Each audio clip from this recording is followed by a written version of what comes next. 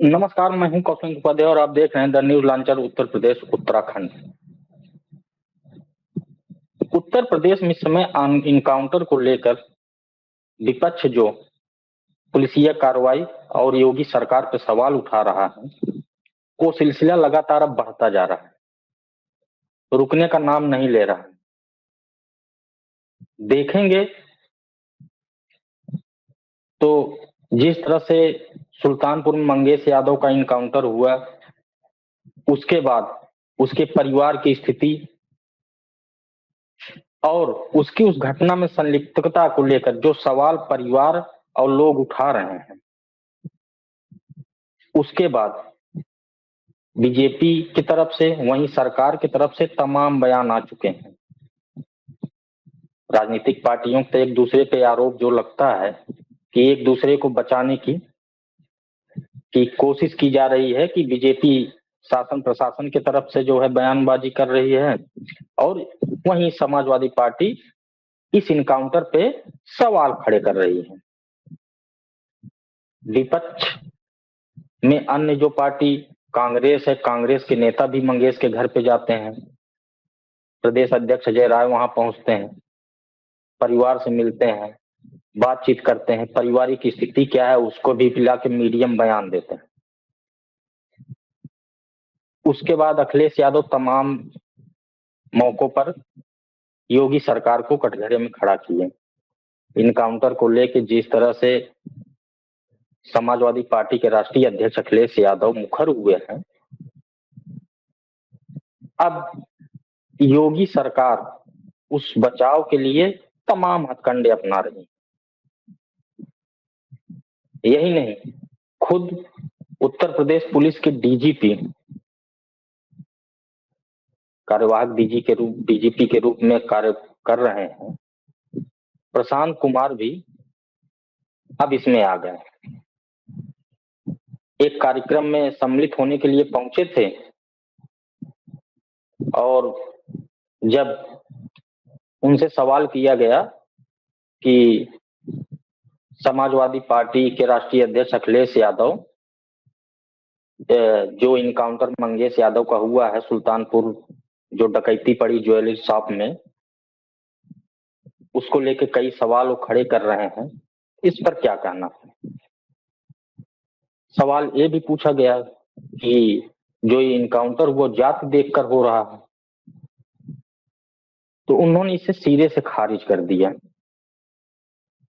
उन्होंने कहा कि ये लोगों की सोच है, पुलिस निष्पक्ष होकर काम करती है। जो पूर्व में भी अधिकारी रहे हैं उनसे भी पता कर सकते हैं कि जब इनकाउंटर होता है तो किस तरह से होता है, वो भी सब सामने हो जाएगा। उन्होंने यहाँ तक मतलब कह दिया कि जो अधिकारी पहले रहे हैं इनकाउंटर में, जो शामिल रहे हैं, इसके पहले भी कई इनकाउंटर हुए हैं, कई अधिकारी शामिल जो अभी समय रिटायर्ड हो चुके हैं, अगर उनसे बात करेंगे तो खुद बता देंगे कि ऑफिशियली तौर पे वो बता सकते हैं कि हाँ इनकाउंटर फर्जी होता है या जाति देख के होता है, इससे पता चल जाएगा।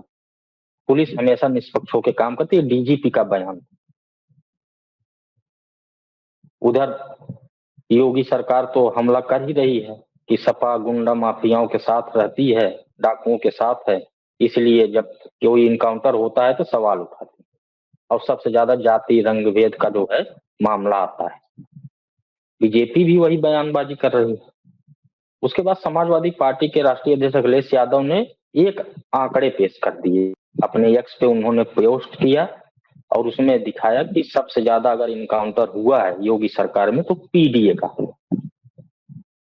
सब लोग जानते हैं कि पीडीए का नारा किसने दिया है, स्वयं अखिलेश यादव ने इसको नारा दिया था।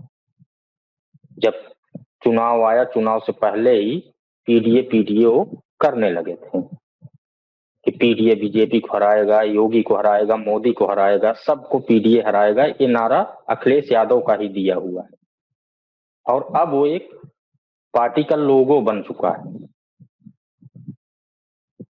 पीडीए की सरकार बनेगी, पीडीए के लोग अच्छी सरकार चुनेंगे, अखिलेश यादव के साथ पीडीए है, तो ये सब चीजें अब एक पार्टी का एक लोगो बन गया। जैसे पहले लोहिया के लोग मुलायमवादी और सपा के लोग, इस तरह से जो लोगो होता था, समाजवादी, ये सब जो लोगो था, उसी तरह समाजवादी पार्टी का एक नया लोगो, ये पीडीए जो है आ चुका है। अगर आप इसमें देखेंगे तो जो आंकड़े आए, इसका सोर्स नहीं पता है कि कहां से सोर्स लिया गया है, कि अगर इनकाउंटर जो हुआ है तो सबसे ज्यादा पीडीए का हुआ है कि किसका हुआ है। पीडीए में जो उनका नारा चुनाव में, जिस तरह से वो पीडीए का जब मतलब बताते थे, पहले पिछड़ा दलित अल्पसंख्यक होता था, फिर बाद में पिछड़ा दलित अगड़ा अल्पसंख्यक, सब उसी में जोड़ देते थे। ये अखिलेश यादव इसे करते थे पहले, जब भी प्रेस कॉन्फ्रेंस हुई तो उसमें पिछड़ा दलित अगड़ा अल्पसंख्यक ये भी जोड़ा गया, नहीं तो पहले पिछड़ा दलित और अल्पसंख्यक का नारा ही लोग मानते थे, और कहते भी थे कि ये लोग मिलके बीजेपी को हराएंगे। जब वो एक्स पे पोस्ट करते हैं कि योगी सरकार में सबसे ज्यादा अगर इनकाउंटर हुआ तो पीडीए का हुआ है, अभी इस पे संशय बरकरार है पीडीए में कौन लोग हैं, पिछड़ा दलित अल्पसंख्यक अगड़ा है कि पिछड़ा दलित और अल्पसंख्यक है। एक सोशल मीडिया पर और लिस्ट वायरल हो रही है,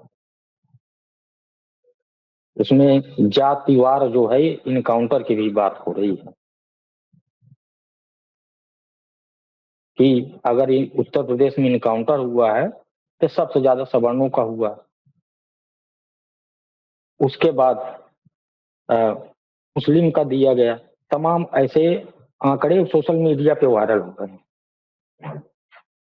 सच्चाई इसकी क्या है, क्या पुलिस की तरफ से जारी किया गया है या किसी और की तरफ से जारी किया है, अभी तक इसका कोई पता नहीं। हाँ, पुलिस की तरफ से जरूर कुछ आंकड़े आए हैं कि कितने लोगों को सजा दिलाई गई है कानून व्यवस्था को लेकर, जो समीक्षा रिपोर्ट के अनुसार आती है त्रैमासिक, वो आई हुई है, लेकिन उसमें इनकाउंटर के जातिवाद और कितने इनकाउंटर, ये सब चीजों का कोई जिक्र नहीं। और जब वो एक्स पे अपने ये पोस्ट करते हैं कि इतने लोगों का इनकाउंटर सबसे ज्यादा पीडीए हुआ है, और ये एक्स पे पोस्ट कब करते हैं, जब डीजीपी का ये बयान आता है कि आरोप निराधार है, पुलिस निष्पक्ष होकर जो है इनकाउंटर करती है। इनकाउंटर तो इनकाउंटर हुआ, उसमें निष्पक्षता और जाति ये सब तो जांच का विषय हो जाता है। सवाल तो उठे हैं,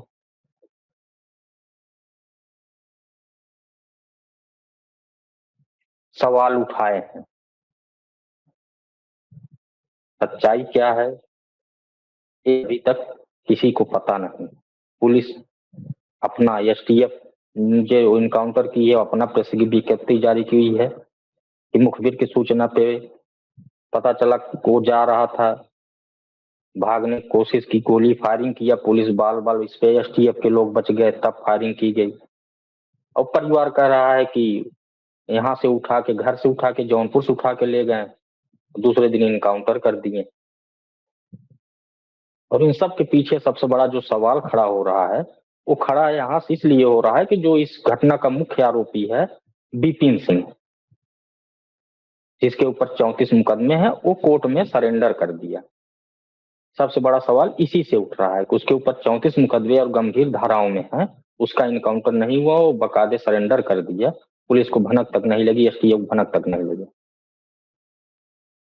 और जिसके ऊपर 6-7 मुकदमे थे चोरी के और फोर्जरी के, गैंगस्टर एक्ट की कार्रवाई हुई है, वो उसको जो है बता रहे हैं कि मुठभेड़ हुई और उसमें वो इनकाउंटर मारा गया।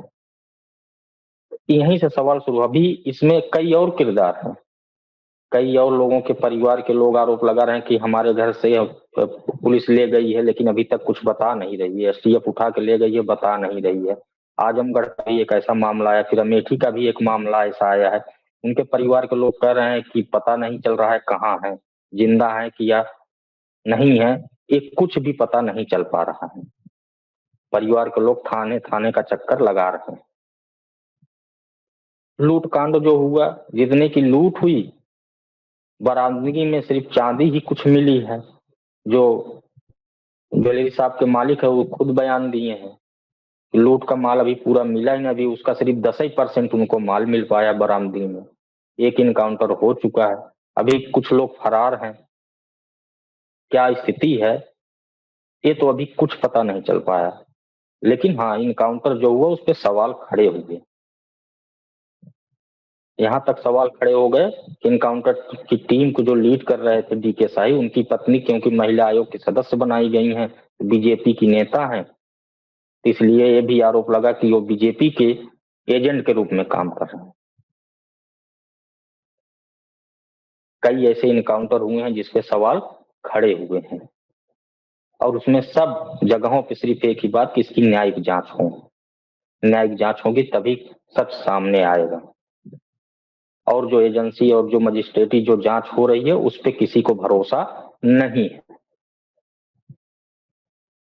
अब इस बयान से, डीजीपी के बयान आने के बाद, उसके बाद अखिलेश यादव के पोस्ट आने के बाद, फिर एक पोस्ट जो अखिलेश यादव करते हैं उसमें पूरा एक लंबी चौड़ी हिस्ट्री लिखते हैं कि गरीबियों को जो है इनकाउंटर कर दो, उसके बाद मामला सेटल करने के लिए दबाव बनाओ।